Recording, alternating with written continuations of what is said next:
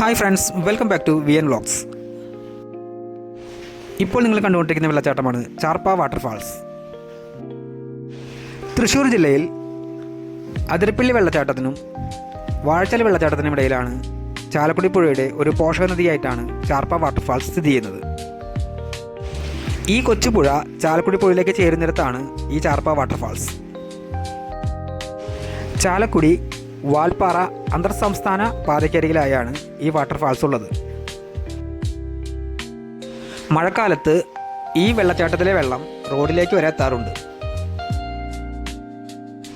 ഈ വെള്ളച്ചാട്ടത്തിന് മുന്നിലായാണ് ചാർപ്പ പാലം സ്ഥിതി ചെയ്യുന്നത്.